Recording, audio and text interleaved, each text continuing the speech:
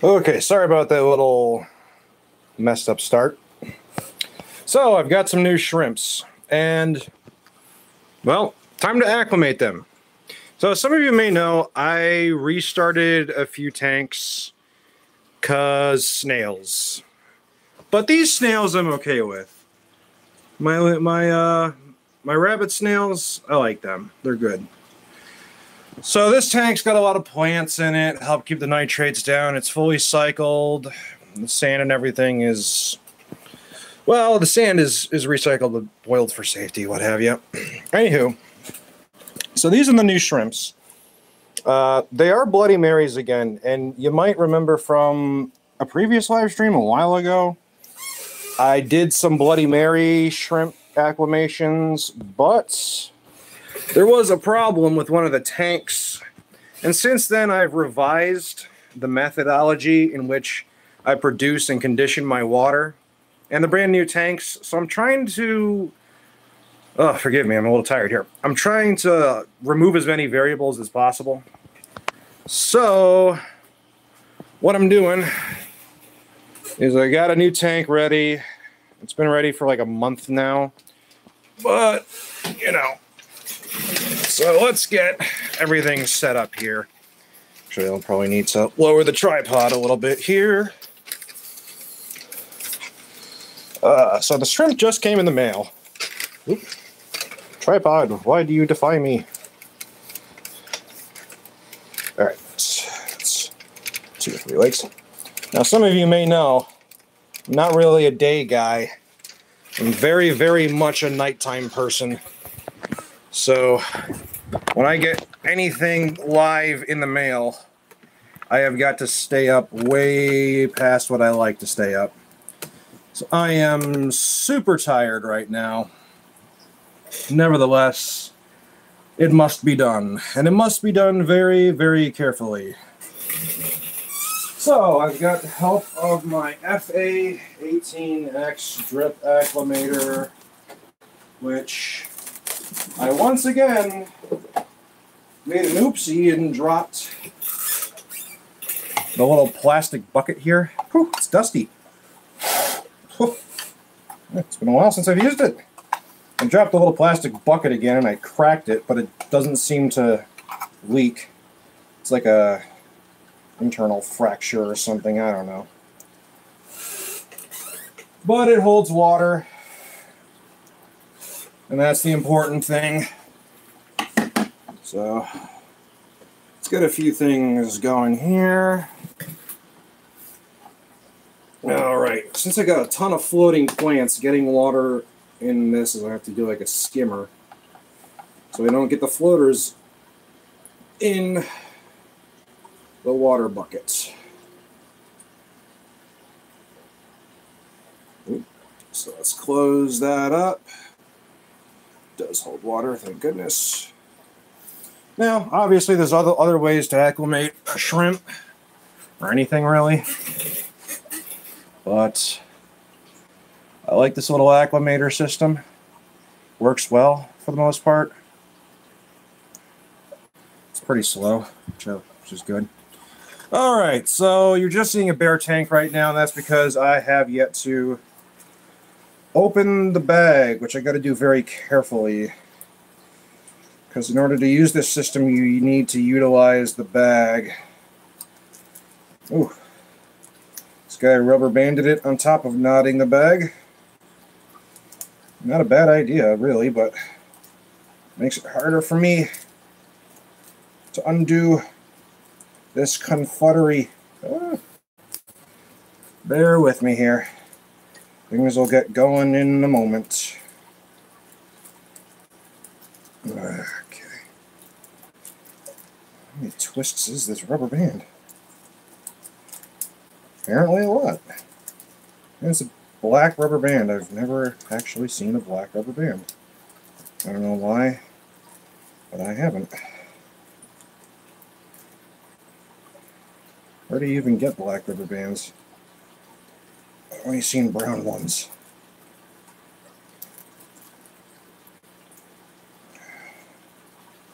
Oh my gosh, this thing is... Rubber band's all twisty. Okay, rubber band is off. Stage numero uno. Okay, the knot doesn't look super tight. So I should be able to. I've gotten tighter knots undone.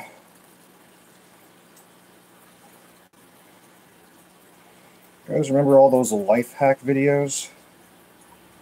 That show you simple things that make you go, that's something I should have known. That's how I learned this whole trick.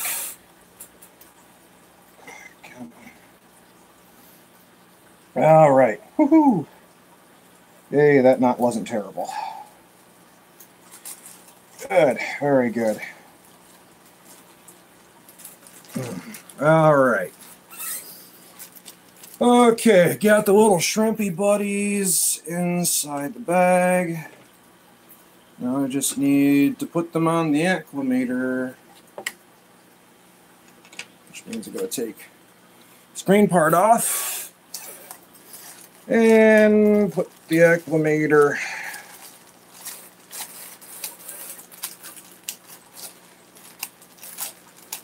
there. We go.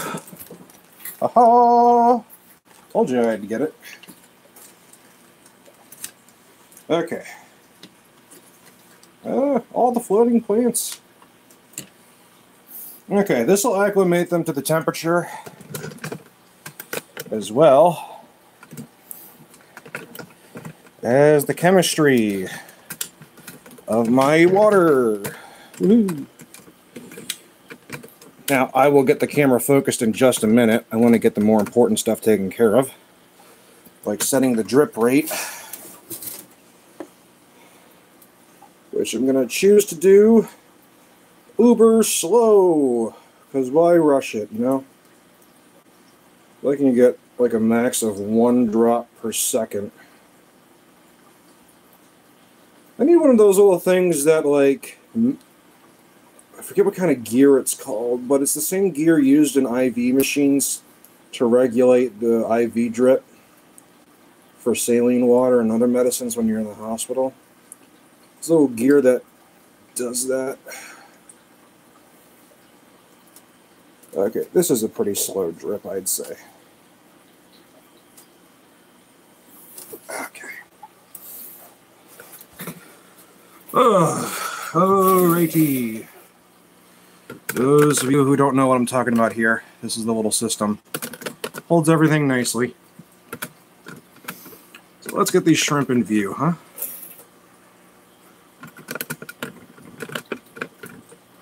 I don't need to zoom in, really, huh? Oop. Phone's having an aneurysm. Alright. Now that they're in here, I can more easily visually inspect them, too. Because I checked for DOAs the moment they arrive. Normally you have a 1-hour window from most sellers to check for DOA, and they'll refund you on a per shrimp basis. Now this seller was kind enough to agree to give me 5 males and 5 females, which is great because I really want these little guys to breed. Oh no, I see a snail. That's the thing, though. When I added all these plants, I had no snails. Oops. Then sure enough, snail. Hitchhikers. All these nasty little hitchhiking snails. I don't want them, but it seems they are inevitable. My old nemesis. Bladder snails. So. It's at this point I would tell you that if you want to send me messages or whatever in chat, I will be happy to respond to some chats if y'all want. Oh, the squeaky chair.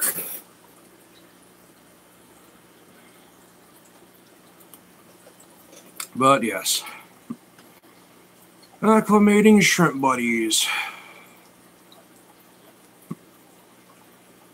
It's really just a time thing at this point, you know?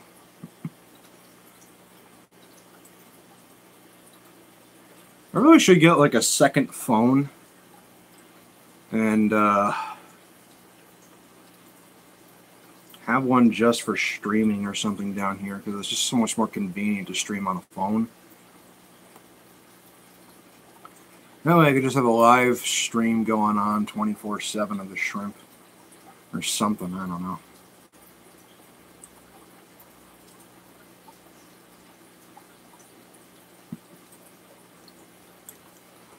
But yeah, bunch of floating plants.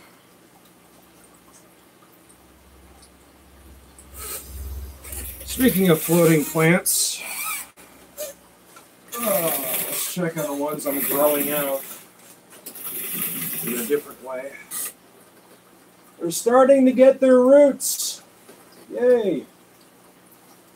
I need good roots on these floaters because I don't want to have a ton of them. But I need them to suck up nitrates,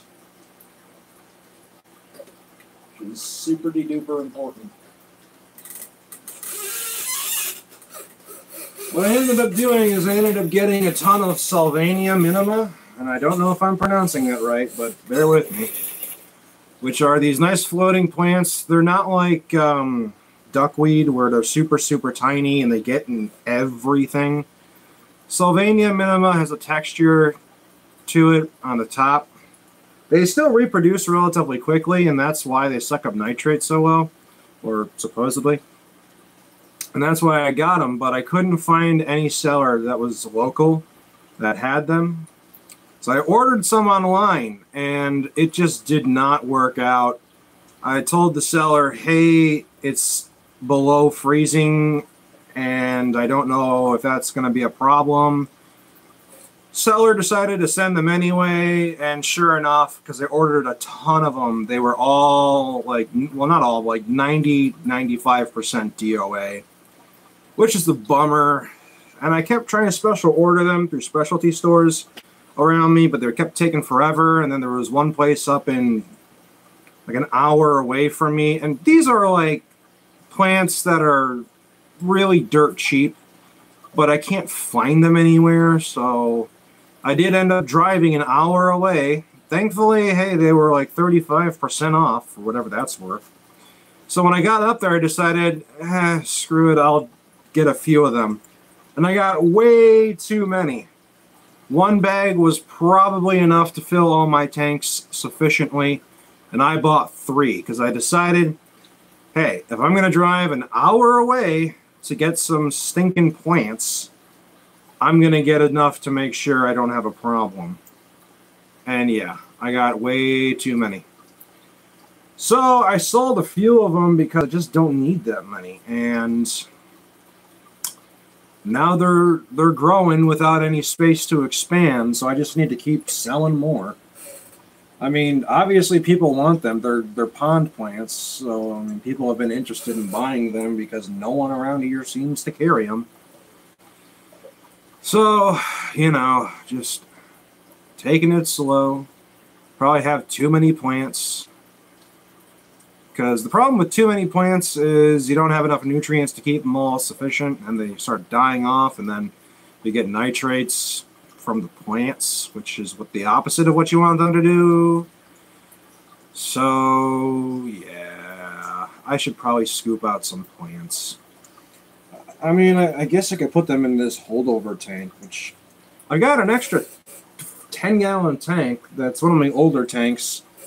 Still works perfectly fine. I just don't want to use it because I know there's a snail in there somewhere. Although I might as well just resign myself to the fact that I will probably always have snails. And if it's not snails, it'll be worms. Because shrimp tanks just naturally are going to develop worms, like flatworms of some sort, like planaria, detritus worms, etc. I don't know why. Hello. Finally got someone who commented. Nikmo. Hope I'm pronouncing that right. Hello. So, it's been an adventure. Yay, got it right. Nikmo. How you doing? I wonder if any of these shrimp are buried. I'll have to check when I release them. I honestly just want them to be fine with the acclimation. That's why I'm going to just take forever to do these. The water parameters on this tank are splendiferous. Oh, how about me? I'm tired. I'm really a night guy. I'm a night owl, so I just stay up all day to make sure I got this order of shrimp in the moment it came in. So, whew, I want to go to bed. But I got to do what I got to do.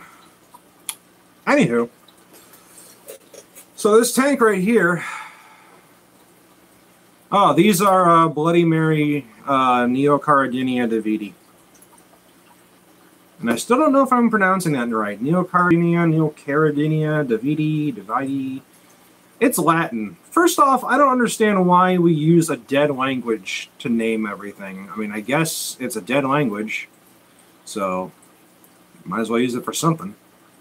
It makes everything so complicated. I shouldn't have to learn Latin to know, hey, this shrimp is this shrimp. But then again, maybe I'm just being facetious. Facetious. Oh, man. Can't even form words right now. Ugh. Oh, but anywho, yeah, these tank parameters are supposedly right on point. Because I started out with RO water, which gave me neutral water at like 10 parts per million at the most. My DI cartridge I need to replace, but not in a big hurry to replace the DI cartridge. It's still UV, which is nice, so I kill any pathogens that could be in the water. And I don't have city water. I've got well water, so it's insanely high TDS. Like, incoming TDS is like 800 or 900, so I bring it down to 10 with the RO system, which is perfect. And then I remineralize it with Shrimp King products, the GH plus KH, which is specifically designed for these species of shrimp.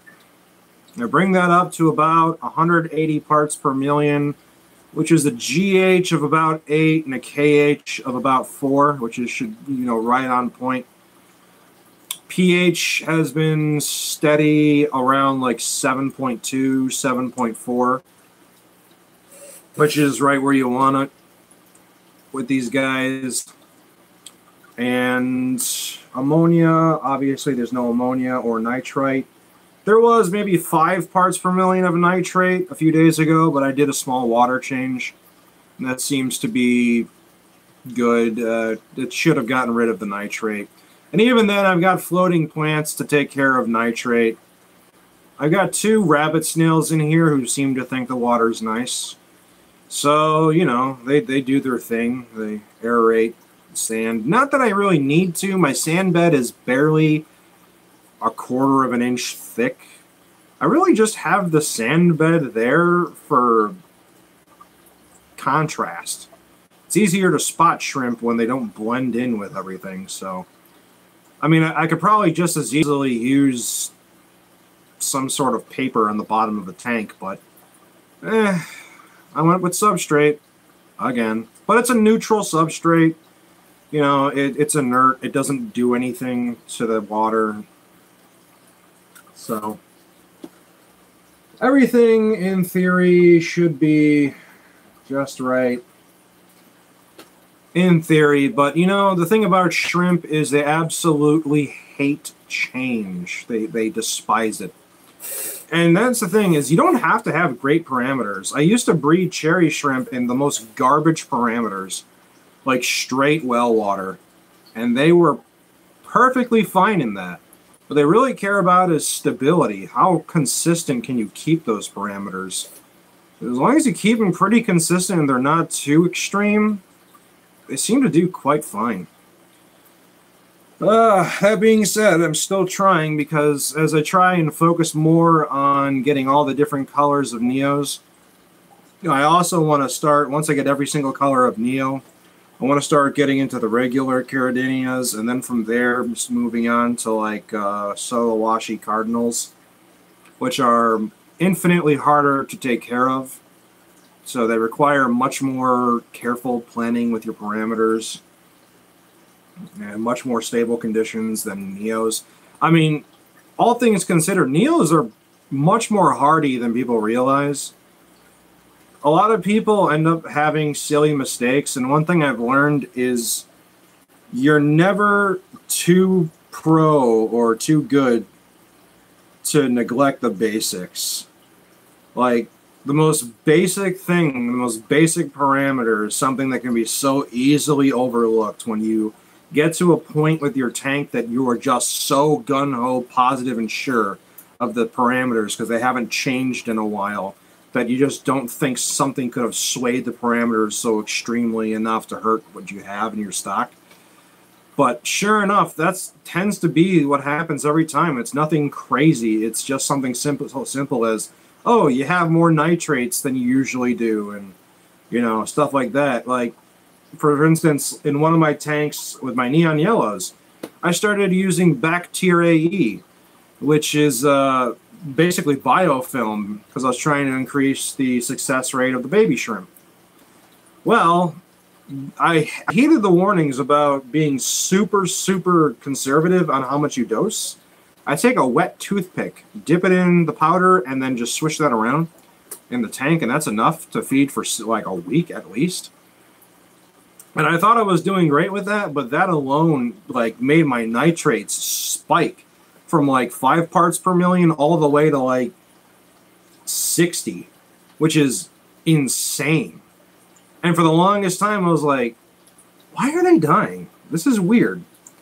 And I went through all these troubleshooting steps, and once again, don't neglect the basics. It's such an easy thing to overlook.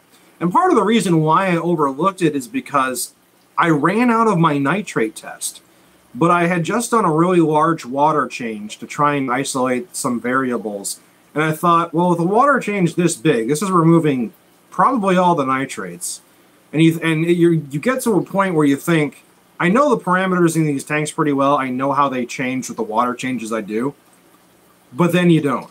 Something always comes around, and then suddenly you don't. You just have no clue. And you just got to do a battery of tests and see what in the world is going on. Hey there, we got a new one. Hi, Shirik. Sharik? Saragoza? Sorry. I'm probably butchering everyone's name that comes in here.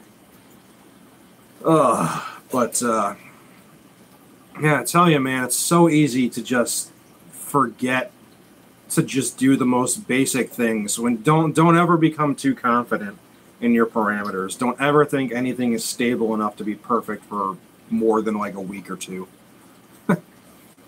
Learning that the hard way. I mean, I've got the weirdest kind of thing, man. I've got like my 2.5 gallon tank up on my bedside is the most bizarre tank. I haven't done a water change on that tank in months. I've only topped it off with RO water, and shrimp are breeding in there. And that's not supposed to happen. That's my Skittles tank. That's where I've got a bunch of different colors coexisting because it's pretty. I like to have that right next to my bed when I can't fall asleep. And I just noticed one of the shrimp was buried, one of my Dream Blue Velvets, one of my last Dream Blue Velvets, because I had a weird colony collapse with my Dream Blues, and I don't know what the hell happened. I literally tested for everything, even things that are not normally tested in freshwater aquariums. I talked to several experts, and we could just not pin down anything for the reason they were dying. And most likely it was something that happened at some point and they were poisoned and it was slowly rotting them away. Flesh rot is pretty common. I should call it its proper name. Muscular necrosis happens pretty easily in these kinds of shrimp. And it's a cancer, man. It can start at one point, but once the shrimp's got it, man, it just keeps going. The shrimp could be alive for a while, but it'll eventually kill the shrimp. And the terrible thing about it is, shrimp are not, I mean, these shrimp are not aggressive, but by God, they will eat the dead. They really will eat their fallen comrades. And the problem with muscular necrosis is it's extremely transmittable. It can be transmitted, I don't know if it can be transmitted through the exoskeleton, but I know if a shrimp eats any part of a dead shrimp with muscular necrosis, it too will get muscular necrosis, and then it spreads through the entire colony. And the problem is you can't do tons of water changes with shrimp. The water changes, if they're just too constant, will just kill them by that alone. Because they, like I said, they prefer stability over accuracy, at least with Neos. And it's a pain in the butt because you can have something happen for one day and you have no idea what happened. And then you fix everything and everything's perfect. But once something sets inside of a colony of shrimp, it could wipe out a colony, and it's really disheartening, but you got to work through it. And, you know, there's weird situations like that, and sometimes they rebound and sometimes they don't. But as long as you can figure out what it is, you can work through it and get past it, which is nice. And that's why I restarted a few tanks from scratch, just to make sure I isolate variables and take certain things out of the equation. It's just easier, especially with 10-gallon tanks. It's like $10 for a new tank. It's like $6 for new sand. It's like $3 for a new sponge filter, and the glass lid you just clean and reuse. But I will say one thing, glass lids are vastly underrated. Because one thing that happens that kills shrimp like you would not believe, and really not just shrimp but anything, is someone comes in, and let's say you have a spouse or other people, roommates, children, what have you, and they come in to clean and they spray something like air freshener to make the room smell nice. Well, if you have an open top tank and no lid, guess what's slowly trickling down as it falls in the air to make the scent better? Right into your water. The air freshener. And that stuff is straight toxic to anything in the aquariums. People have had huge die-offs due to Febreze. And that is unfortunate because a lot of that headache could simply be removed if they just got a glass lid or some lid of some kind to prevent things from the outside getting in the tank. As I mean, a lot of people see a lid as an evaporation deterrent or an evaporation preventative measure, so they don't have to top off their tanks as much. But it's more than that if you've got a lot of unknown variables. One of the things is the room in here, the ceiling, is these foam tiles. And I don't know exactly what they're made of, but I imagine if the little particles that come from the foam in the ceiling started making their way into the tank, who knows what exactly is in there and what it might do if it dissolves or partially erodes into the water. You know, so that's why I have glass lids on all my tanks, and I always have the lids closed. I mean, it also does insulate the tank, and like I said, it helps prevent water evaporation, but really, it's to prevent stuff from getting in. And it's the same thing with my RO water vats. I make sure that the RO water I produce has a lid over it at all times so that nothing can contaminate that water. That water is as close to pure as I'm going to get in mass quantities. So, I mean, I use the same water that I produce for my shrimp here. I drink that stuff. It's good. I mean, you shouldn't drink too much RO water. The World Health Organization, you know, states certain scientific studies, or they cite certain scientific studies where if you drink RODI water or distilled water for long amounts of time, it could have bad effects on your health. I have yet to see anyone stop selling RO water. I mean, they use it on, like, one of my friends is in the military, and he's in the Navy, so on the naval ships they use RODI systems to purify water for them to drink. Okay, well, the military does all the testing stuff that, you know, general public probably doesn't want to get wind of. So if it's good enough for them, I think it's good enough for me. Although their equipment is definitely far better than mine, but the point is the same, is that when water is too pure, it can strip essential minerals and such out of your body. And that's actually what happens when you add anything to RO water. Is if you don't remineralize it, it'll succumb to what's known as osmotic shock, which is a complete lack of anything in the water, which is really bad. I mean, that's going to be a horrible way to go. But that kind of thing can also happen to humans, and I don't think people realize that.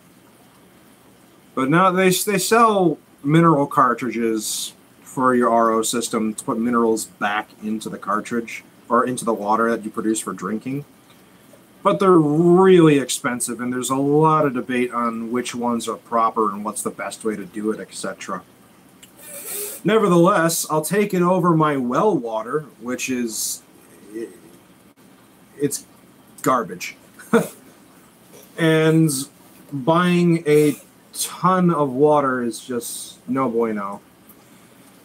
So I prefer making my own water. I've also got a home water distiller too if I need to go the extra mile in water purity. I could take RO water and distill it, remove anything that might be left over in the RO. That's a little overboard though for most applications. Well, you can start to see the shrimp moving around a bit in there now, which is nice. You can definitely tell some are males and some are females, which is good. Females have much a wider body near the half end of the back. The males are much more skinny towards the back half end, which, yay, I definitely got males and females. When I ordered from... I think it was So Shrimp last time, I got almost all females. I had maybe one male, and it passed away. Like I was saying earlier in the stream, I had a different set of water parameters, completely different when I was doing my first round of Bloody Marys, and something happens, and I couldn't pinpoint it in time, and the 10 I ordered just didn't survive long enough to reproduce, and it was just a total shit show. This is a lot different than that time. I've taken a lot more care and preparation in all these tanks and such. But, gosh, what was I getting at? Ugh, too tired for this.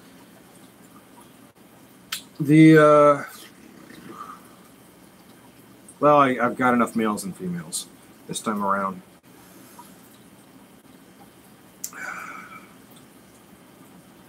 What was I saying, though? I was on some sort of... I was going somewhere with this. I swear I was, and now I just can't even remember what I said. Ugh, sleep deprivation, why do you plague me so?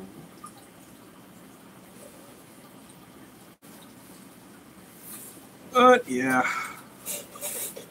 These guys should be okay, in theory. And actually, you know, looking at them, they're pretty nice looking.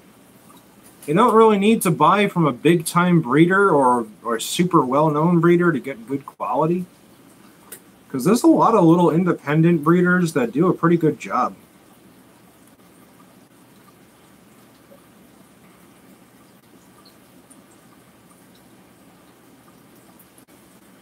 But yeah, these are going to take forever to acclimate, but that's the point.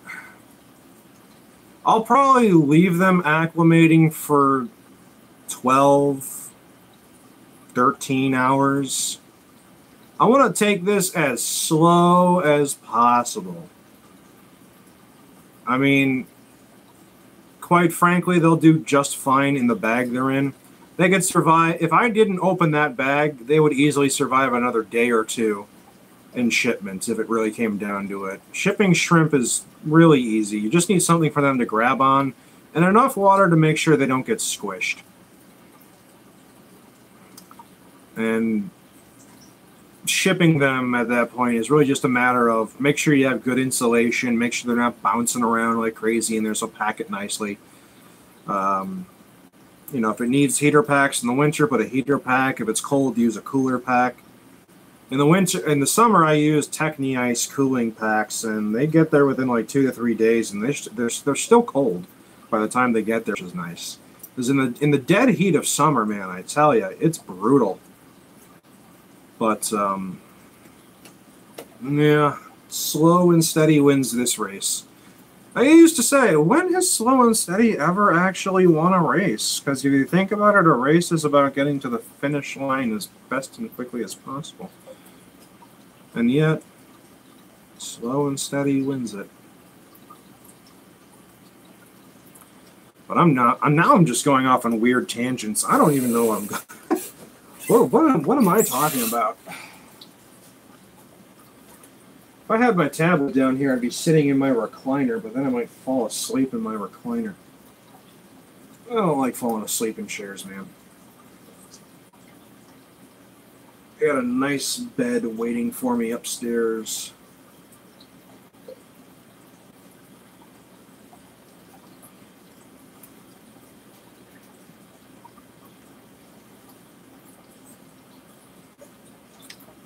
Little shrimpy buddies. You can see my rabbit snail in the background. That's Carrot. Someone actually suggested that name for him, and I was like, that's an awesome name, Carrot. He looks like a carrot. He's got orange skin. I'll take rabbit snails over Malaysian trumpet snails any day, though, I'll tell you what. Malaysian trumpet snails are just so impossible to get rid of. Bladder snails you can get rid of. It's just a pain in the butt. I've actually got some experiments going on in the background about how to take out bladder snails without killing shrimp.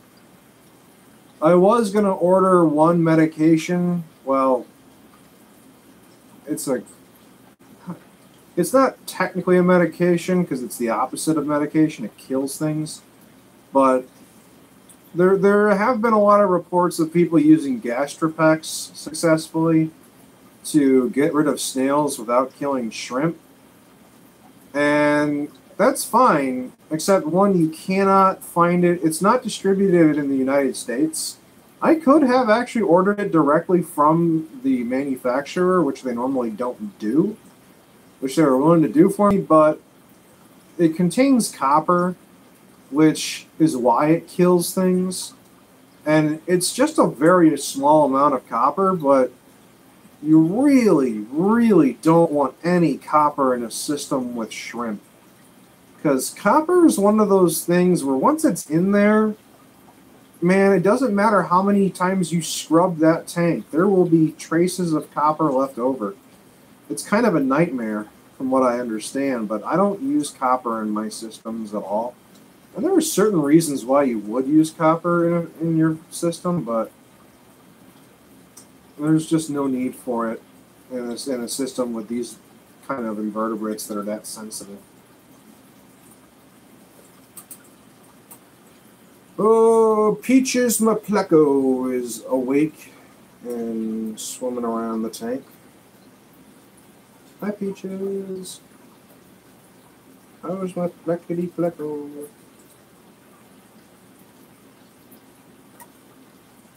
Funny enough, the one shrimp that I've had for a very long time now is one that I just know I'll never be able to breed because I don't think I've ever seen anyone successfully captively breed them. It'd be really awesome if someone did, but I don't think I've ever seen it. Vampire shrimp,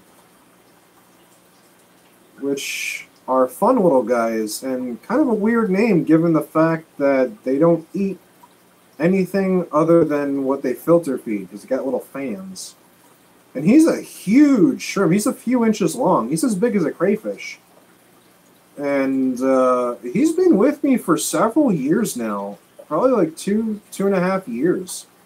He's been in several different tanks with many varying different water conditions, and he has never cared. Heck, he lost all 4 of his arms once, and normally they filter feed, they need their arms, but he found a way to eat sinking pellet food that I was giving him, and lo and behold, he grew his arms back, and he's back at it again, fanning around. And he's a good shrimp. I don't ever want to get rid of Vladimir. He's like my favorite shrimp. He's been with me for so long now that I could just never, I would never have the heart or the will to get rid of Vladimir. Oh, he's my goofiest shrimp. But in the 40 breeder tank, I have actually moved my Mexican dwarf crayfish into the 40. And they are starting to get bigger, which is good. I have been feeding them here and there various types of foods because they needed some room to move around because the 10-gallon tank that they were initially born in was just getting way too small. So they're about like a quarter of an inch in size right now. Vladimir is so much bigger than these guys. It's kind of funny. Shrimp that's bigger than crayfish. How about that?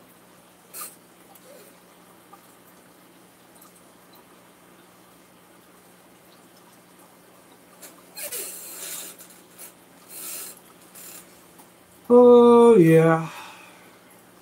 Fun times. Eventually, this room will be full of fun little colors.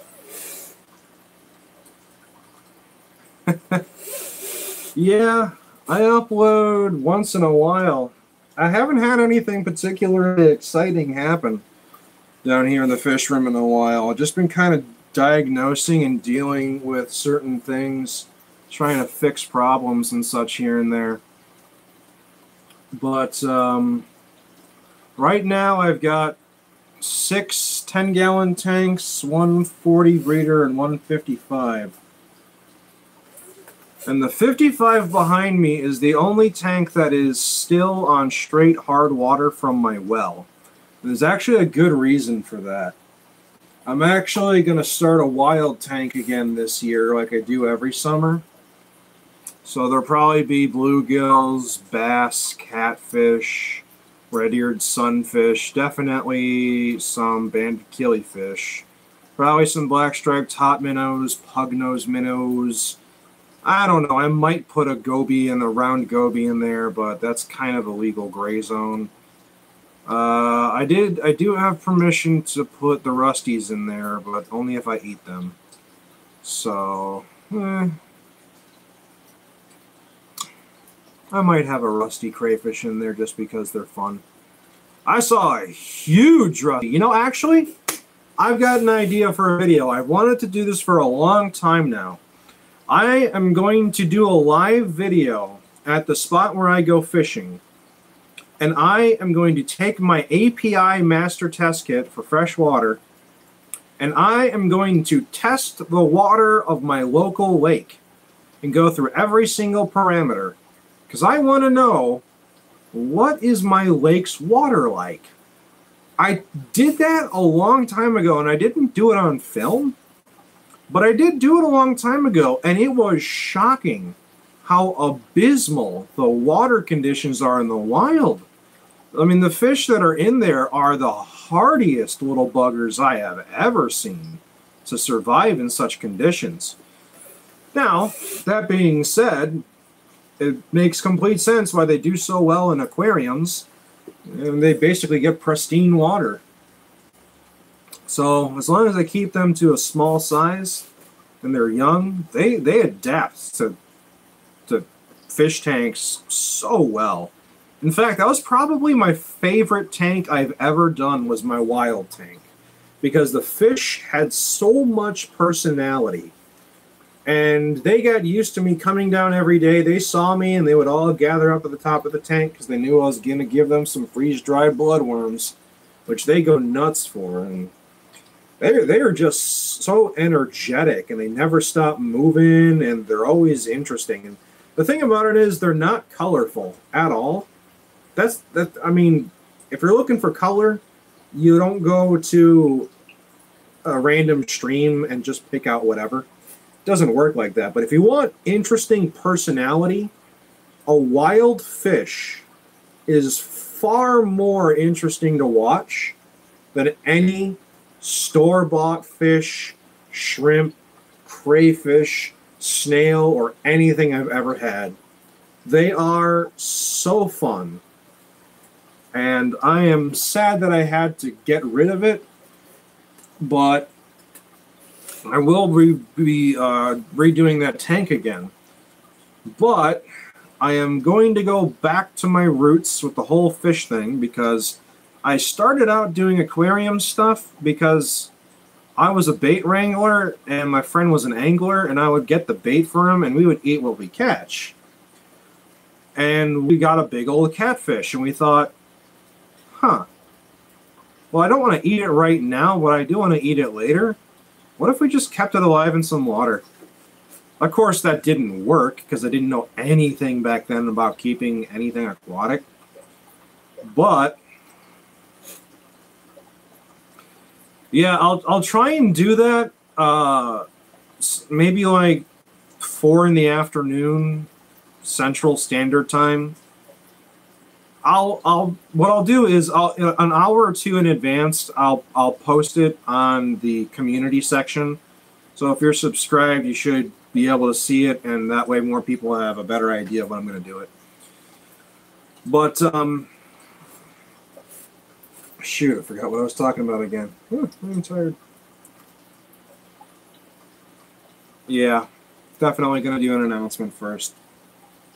Oh, I remember the catfish. So obviously, we got the catfish in the water, but didn't last very long. But that was before I knew anything about aquariums. Now I've got way more fish tanks than one man should. And it's all right. And now I know a heck of a lot more, and I have got the most beefy filter for my 55 that I could possibly make. It is all biological media. It is 4,000 grams of fluval biomax and 500 grams of C-Chem matrix. And it's a 350 gallon per hour and a 55, so that turnover rate's pretty good. So the tank has also got a really good aeration. I've also got a ton of plants in there too now, which will help control some nitrates and such when the bigger fish is in there. But I actually do plan on catching the catfish this year, having it in my tank, because I do actually eat what I catch, which a lot of people don't do that, and it boggles my mind why you would catch like a bass or a swordfish or a catfish and you wouldn't eat it. But that's just how I am. You know, I've eaten a lot of things out of that lake, and all I can say is they don't taste the best because they taste like their environment. So this gives me a chance to flavor them up, etc. And I'm just going to do it once this year for that tank, just for catfish, because that's what I originally tried to do like 3.5 to 4 years ago. And it's only now that I have the ability to actually do it right and make it legitimately happen without any problems.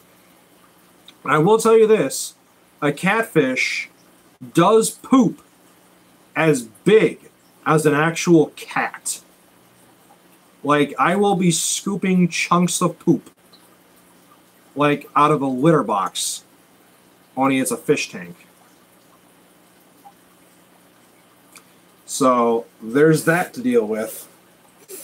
But it'll, most importantly, the reason why I do this is because straight out of the lake, if you cook it and everything and kill pathogens and stuff, that's fine. But there are certain things you cannot get rid of with just heat. And part of making sure your food is safe to eat, if it's alive, is making sure it's not diseased and you detox it as best as you can.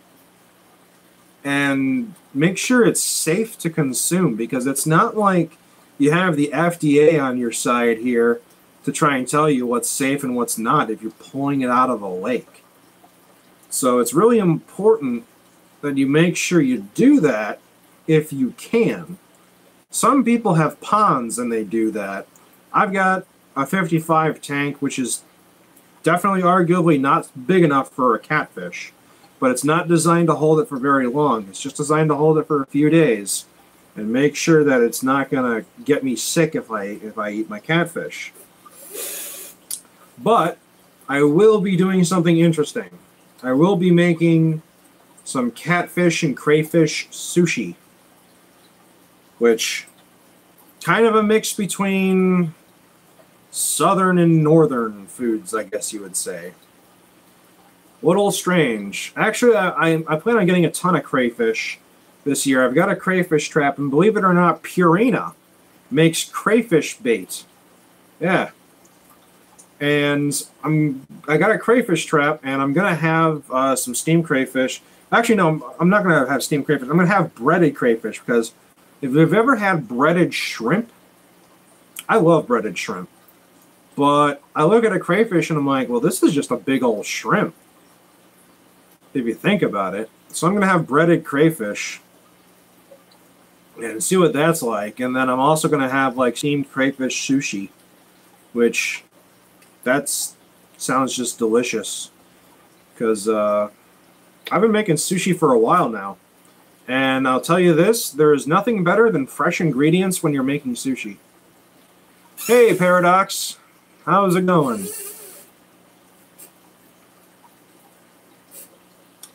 So that's why that's kind of why I eat what I catch when I catch it out of the wild, is because I eat sushi. But I have all these. Obviously, you can't eat these shrimps. You know, I don't breed these for shrimp for kicks. But I've also been mulling over a different idea entirely.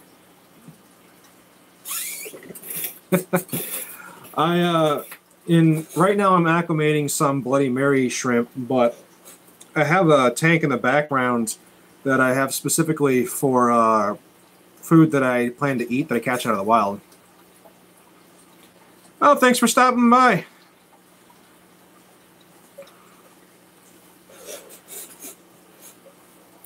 But I make sure whatever I catch when I plan to eat is not diseased, so I have it in a holding tank that I've designed to make sure everything is safe to eat before I eat it.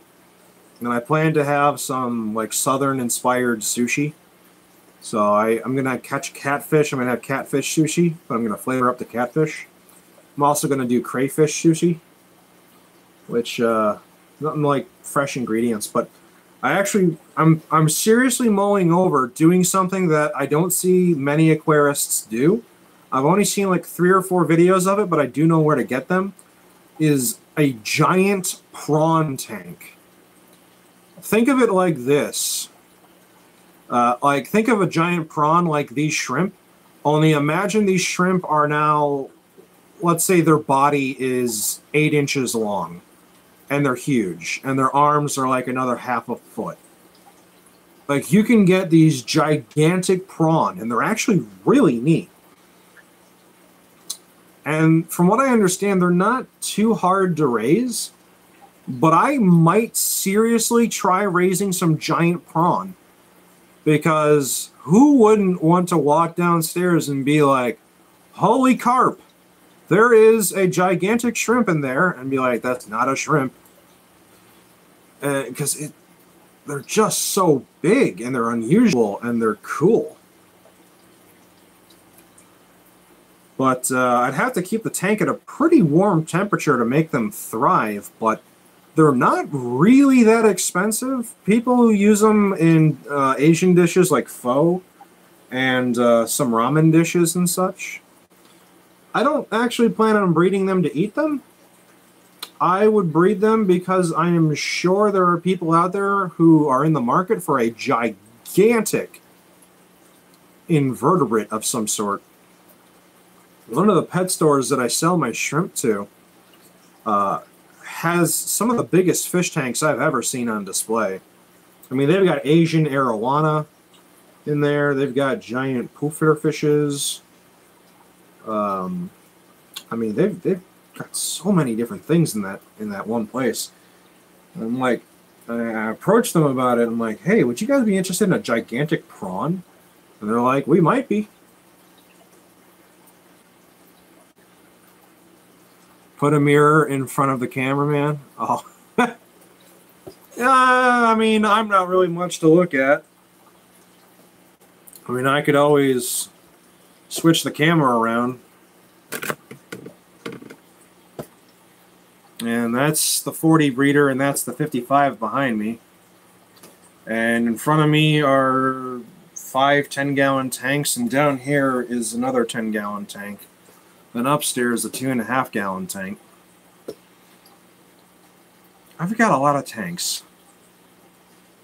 Well, not as many as some people. That's for sure. Some people go nuts with the fish tanks. But, yeah, that tank back there. Yeah, when you're alive, it's an option in the bottom left corner where you can switch between the front and back cameras.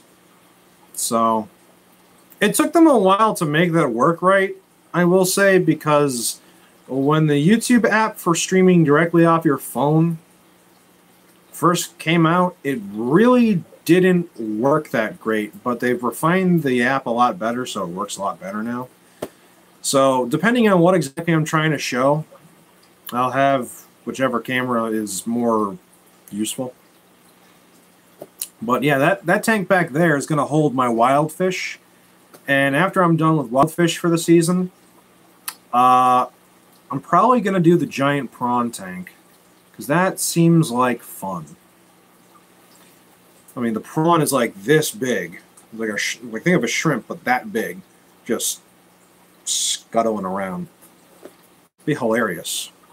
I don't know if they try and escape tanks like crayfish do. I'm going to have to look into that. And once they're that big, they take like 8 to 9 months to get that big, which is shockingly fast for what it is.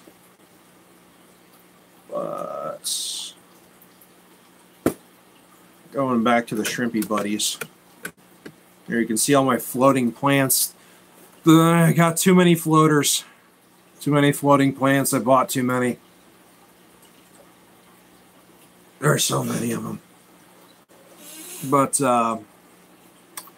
yeah, I want to do that prawn thing.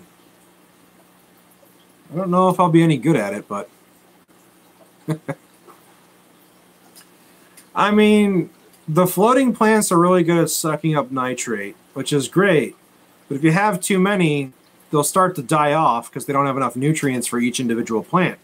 And the dying plants turn into ammonia, which turn to nitrite, then back to nitrate, and then you just got this like horrible cycle of spikes and dips. Just like, what is going on? So I gotta keep an eye on how many plants I have at one given time. But I'm growing some out in the 55 behind me that I was just showing. Same plant, but with much, much longer roots, because these plants grow a lot faster in that tank behind me because that has a lot harder water, so there's more nutrients. Oh, heck yeah. I actually do have a stream plans coming up where I'm going to go into my fishing spot and I'm going to test the water parameters of the lake with my API master test kit while I'm at the lake. Just because I'm curious to know what the water parameters are like, and I don't think many people do that, so I thought, yeah, it might be educational. But normally when I go fishing, it's at 1 or 2 o'clock in the morning, so it's really hard to stream when there's basically no light.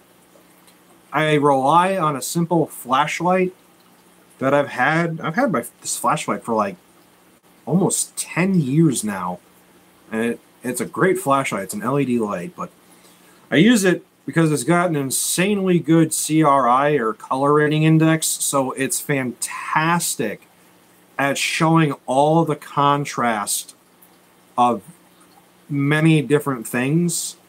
And when I'm scooping up crayfish by hand out of the lake, or any fish in general, their bodies are not colorful. They blend in with the gravel and rocks and dirt and mud that I'm walking in. So having something that can discern various colors very accurately is super important to me catching anything. And on top of that, this flashlight has a strobe mode where it just goes on and off super fast, just blinking. And the reason that's important is because I learned a little trick. It does not harm the fish in any single way, but if you flash a strobing light on a fish, it will just be paralyzed. It will not move. It has a fight or flight response, but with a strobing light, it's not a natural occurrence. It has no idea what's going on, so it can't decide what to do.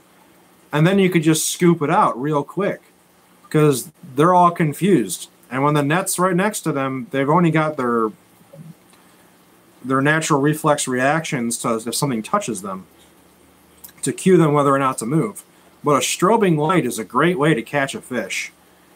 I've used it on aquarium fish. I've used it on wild fish. Heck, I've used it on frogs. I've eaten wild bullfrog out of that lake too. Actually, the bullfrog is really good. And for the reference, no, it does not taste like chicken. I don't know why people say it tastes like chicken. It tastes like frog. But it is possibly the most tender meat I have ever had in my life. Oh yes. Out of that lake, I have eaten crayfish, frogs, bass, catfish.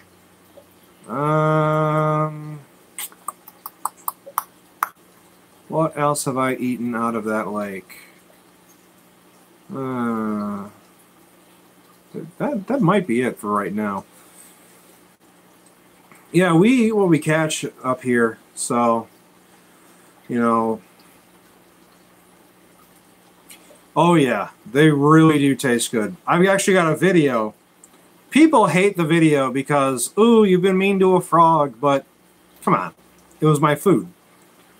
But I have a video. I put salt on some frog legs, and what happens is it's an electrolytic reaction in the muscles. Even after it's dead, the muscles will jiggle, and the legs will start moving, even though they're not connected to anything. And it was the most bizarre thing. And I ate a frog leg from a bullfrog that we caught while it was jiggling from the salt reaction in my mouth. So I had the meat squirming around in my mouth. Yeah, I mean, food comes from somewhere, and I do eat meat. The way I see it, this is probably the more humane option. What I eat has gotten a chance to live out in the wild where it naturally is and grow up and live however long it got to live, versus being caged in a horrible environment where it doesn't get to move around, or it's slowly starved or tortured or whatever, or killed inhumanely. You know, hunting and fishing has a lot of ethical upsides if you really get down to it, but I'm not really going to debate the ethics of it. I'll just say that I eat what I catch because that just seems right to me. And it seems like an awful waste of perfectly good bullfrog. Which, I might add, the crayfish and bullfrog that I eat are very invasive in this area. You don't actually want them in the waterways. They're not native to this area.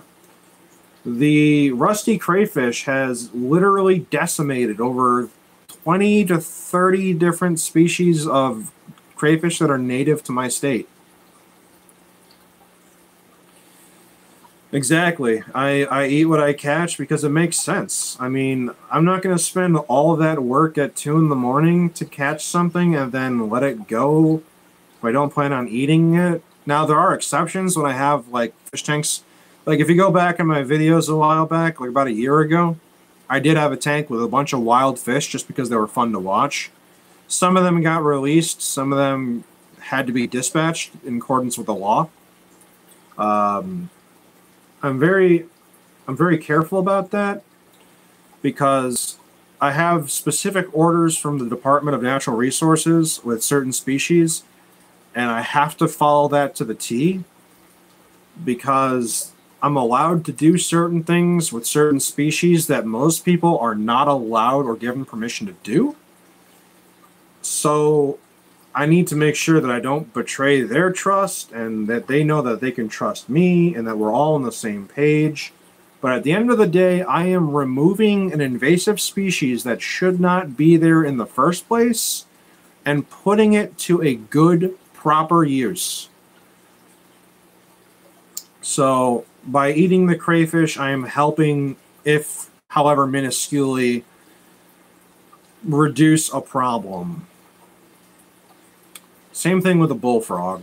The bullfrogs are not supposed to be here, but we have them. So, but frogs in general are just a bit of a pain to dispatch. Yep, still alive. Bullfrogs, we found that the best way to make sure it's quick and painless is to use a BB gun directly to the temple of the forehead. And that'll dispatch them quickly, painlessly. They won't feel it. It'll be instantaneous, and that'll be the end of it. And then I can get to work on dressing it and getting the frog legs and such. And with fish, it seems barbaric, but the actual proper thing to do to dispatch like a catfish is to use like a mallet or a hammer and smack it upside the head once really, really hard. Don't be squeamish about it. That'll fracture the skull, and it'll just die instantly from it. It's not going to feel it when you do it right and quickly. So there's no reason to torture your food. That I never got why people played with their food like that. I'm always trying to be as quick and painless about it as I can. You know, I'm thankful for the food I have. You know, food's not a given. You know, a lot of people assume it's, you know, it's just going to be there. But sometimes when you have to get your own food from the wild, there's, you know, whether it's a last resort or your first resort, you know, any food is a blessing. Never take your meals for granted. There's never a guarantee you'll have another one. So, but, yeah, every summer I go out to the lake. And it's actually a really nice place. It's also a designated hunting area, so I got to be careful because there are hunters out at night as well. But they're pretty respectful about not bothering the fishermen. But what I don't like is a lot of the hunters, they leave their shotgun shells around all over the place, and I get it, but do you have to leave it in the water? I mean, come on, man. You're just contaminating the water with lead. That's not cool. That's another reason why I have this holding tank for anything that I catch. Is you really need to detox whatever you catch. It's like things like that people don't think twice about. Yeah, the wild fish that I catch, that I plan to eat. I got that 55 in the back. Here, I'll just switch the camera over. I got that 55 in the back with special UV filters and really good biological filtration, because if it's from the wild, you don't know what it could have. It could have parasites, it could have fungal infections, it could have something.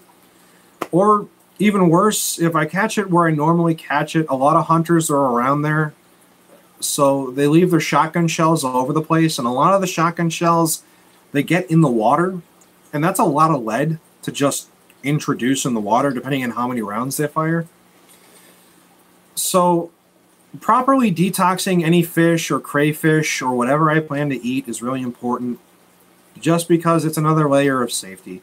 For instance, like I was saying, there's some things you cannot cook out of a food. Well, the place where I go fishing and I gather my wild fish is also a designated hunting area. So there are hunters there, and they're legally allowed to be there. You know, that's their right, so long as they pay their hunting fees. So there are hunters there, and I don't mind that there are hunters there. It's fine. They hunt geese and and ducks and such in the area, which I've had to report several people because they leave the carcasses on the ground. They take the meat and they dress it and everything, but yeah, thanks for stopping on by. It's always nice to have a chat. But they were leaving the carcasses around, and they were properly field dressed and everything, but you're not supposed to leave the carcasses on the ground, because then it attracts other wild creatures that are not supposed to be in the area. So I had to call the DNR, and the conservation officers had to take care of that. It's annoying, and they shouldn't leave their shotgun shells around. But the hunters are going to do what they're going to do. Oh, all right, sorry. But yeah, I I mean, they probably don't realize they're not. I mean, when you're hunting a goose, the last thing on your mind is the fish. So I can get it how it slips the mind, but as someone who's eaten the fish, I gotta be careful of, okay, is there any lead in my fish? Because you can't just boil or cook lead out of a fish. If it's a bacterial thing or a fungus or a virus, yeah, you can technically cook that to a point where it's safe to eat. But if lead is in the flesh because it's in the water, you can't get rid of that. It doesn't work like that. Now, what's nice about these floating plants is these are similar to floating plants they use in water treatment facilities. And in water treatment facilities, they use floating plants to remove heavy metals, which is great.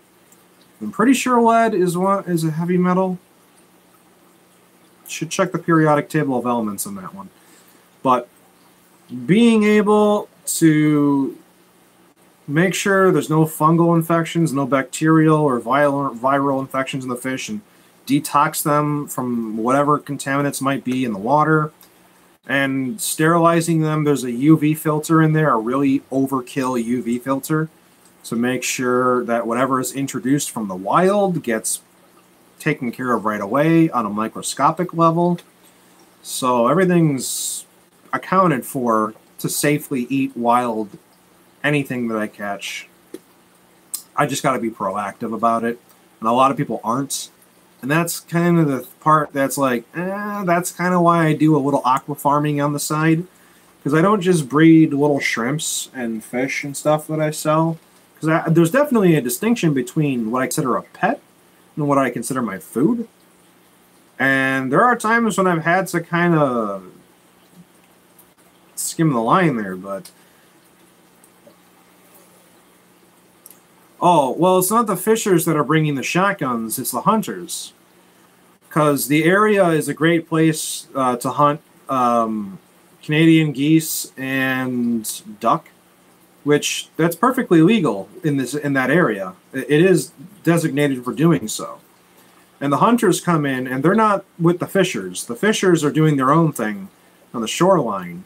But that's the thing. The shoreline where I go to is used by both hunters and fishers, or hunters and anglers. So sometimes they leave their shotgun shells on the ground and they don't pick it up after they're done hunting geese or duck or whatever it is they're hunting. So when they leave it on the ground and it gets kicked in the water, there's a lot of lead inside of an empty shell from the gunpowder and other stuff, and that leaches into the water. And I bet a lot of people who eat the fish from there aren't thinking about that. Because I bet a lot of people just take the fish and they cook it and they eat it. And I've done that. And I've been fine. But I want to make sure, which is why I have that tank. So, you know, it's an extra layer of caution. So, I mean, I've got all this, I've got this room that I can fill up with however many tanks I want anyway, and I'm not doing anything else, so might as well. But once I'm done doing stuff for the season with wild fish and such, that's the tank I'm going to have to use for like the giant prawn project.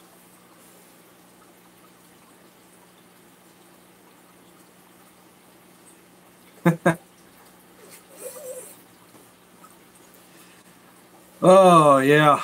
I've talked to some pretty bright minds over at the DNR.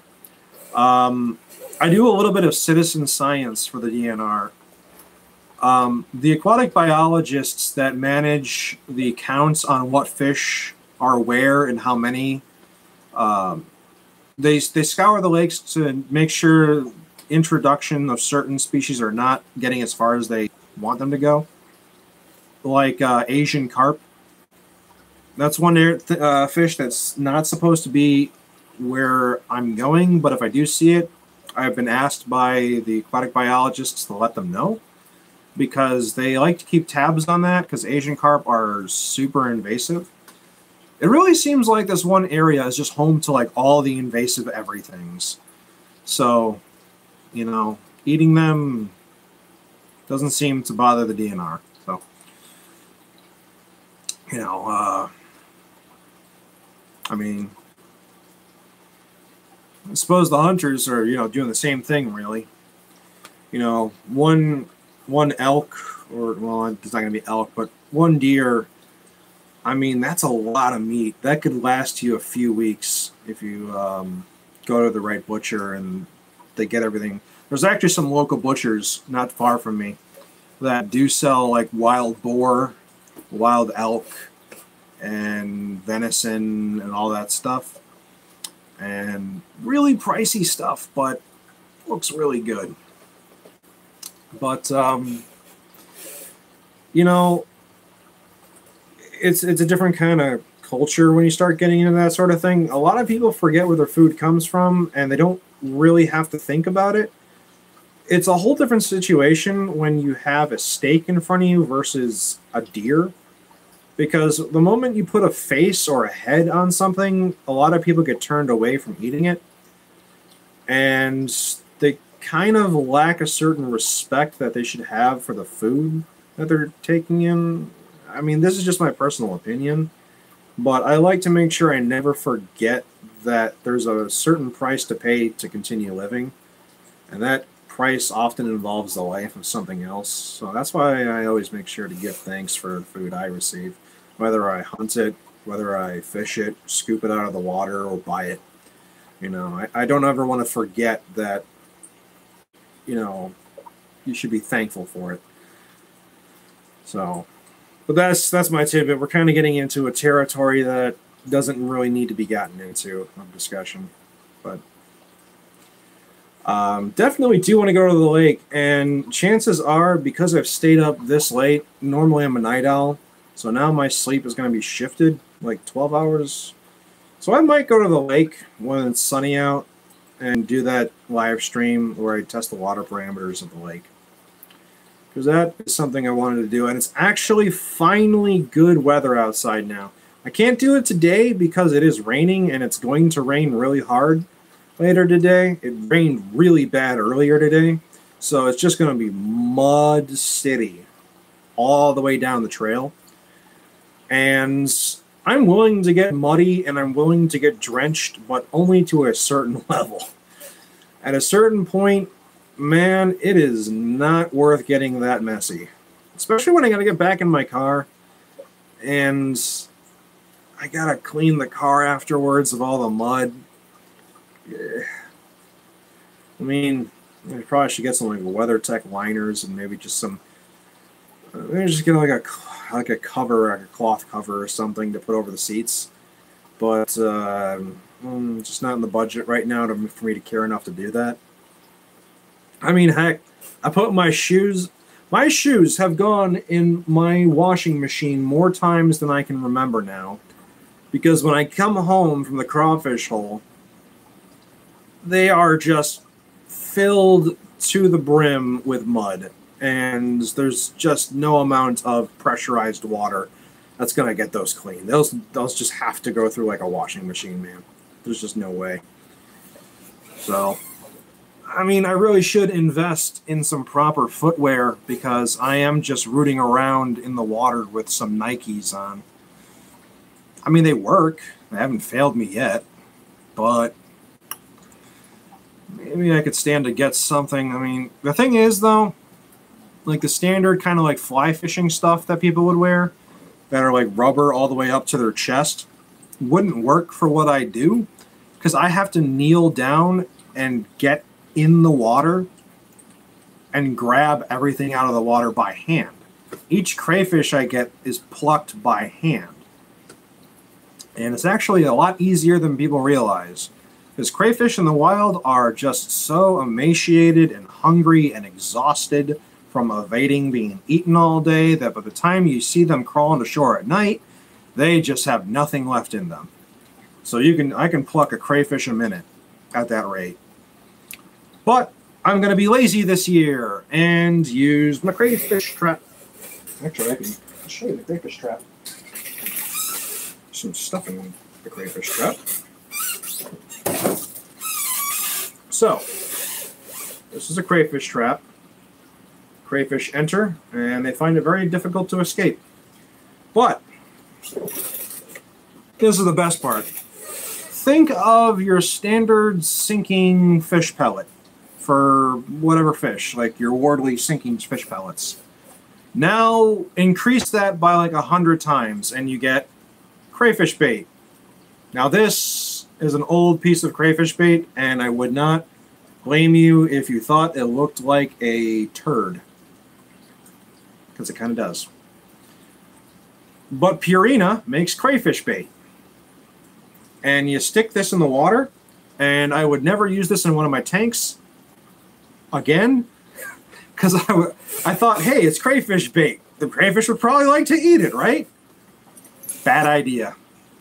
This stuff is designed to attract crayfish, so it really fouls up the water. It makes it really dense, and you can't see past anything, because this is the central piece of food, and that it emanates stuff in the water to attract crayfish from far away to come find wherever the food is sourced. And then they start eating this. I forgot about that, and I left it in a tank full of crayfish for like an hour. And I came back, and I'm like, what the heck just happened? I can't see in my tank now. I'm like, crayfish bait. You scoundrel. So, lesson learned. Feed actual food to crayfish. Actually, it's frozen sweet peas. Doesn't matter if it's a wild crayfish or a captive bred. Doesn't matter the species. Every crayfish loves frozen sweet peas. I don't know why, but they do. And I feed that to my wild crayfish so that they get some good nutrients in their body, so that they can digest. It's full of fiber, so it cleans out their gut. And it makes their meat really sweet. Better than a lobster, actually. So, but I don't know if you guys heard that doo-doo-doo noise, but my phone is about to die because I've been live streaming for an hour, almost an hour and a half, hour 22 minutes, which means I gotta go. But it's nice talking to you guys. I will hopefully see you on the live stream whenever I do it. I'm assuming it's probably going to be this week, but I will make an announcement in the community section. So if you have me, or if you're subscribed to me, then you should see it. I'll notify like 1 to 2 hours in advance, because this should be really fun. I don't know how good the quality of the video is going to be, because it's going to be running off the 4G network, but I'm going to try. And we're going to see what happens. So here's hoping that my connection is good enough. Although when they roll out 5G, hopefully that'll be even better. But that'll be a while. Anywho, thanks for joining me on the live stream, everyone. Gotta go. Shrimpies will be acclimated in, I don't know, 12 hours. So I'll probably post a video on that once they're all done. Toodaloo. Do, do, do, do, do.